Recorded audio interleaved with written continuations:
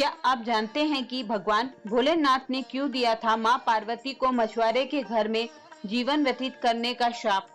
माता पार्वती और भगवान भोलेनाथ की प्रेम और समर्पण की कथा तो हम सब सुनते ही आ रहे हैं और यह भी जानते हैं कि भगवान भोलेनाथ ने माता पार्वती को अर्धांगिनी के रूप में आधे शरीर में विराजमान किया है।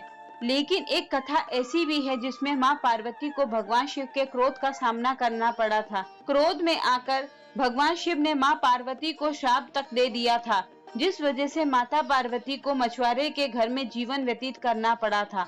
तो चलिए जानते हैं कि क्या है भगवान भोलेनाथ और माता पार्वती की यह रोचक कथा। पुराणों के अनुसार एक बार भगवान शिव षष्ठी की कथा माता पार्वती को सुना रहे थे। भगवान भोलेनाथ षष्ठी के रहस्य को बताने में लगे थे तो माता पार्वती यह कथा सुनते सुनते कहीं खो गई। शिव जी कथा सुनाते गए लेकिन माता पार्वती दूसरी ही दुनिया में खोई रही। तब भगवान भोलेनाथ ने कथा को बीच में रोककर माता पार्वती से पूछा कि क्या आप मेरी कथा सुन रही हैं?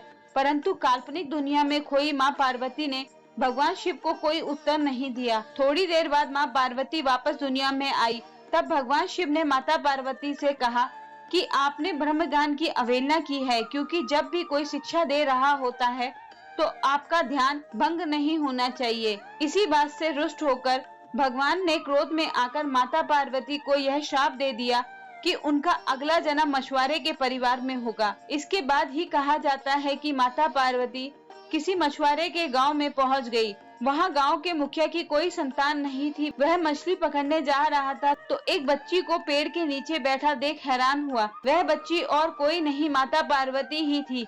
मुखिया ने भगवान का शुक्रिया किया कि उन्होंने उसके परिवार के लिए यह बच्ची को भेजा है। वह माता पार्वती को लेकर अपने घर चला गया। कहा जाता है कि शिवजी के श्राप की वजह से ही माता पार्वती को मछुआरे के घर में रहना पड़ा था।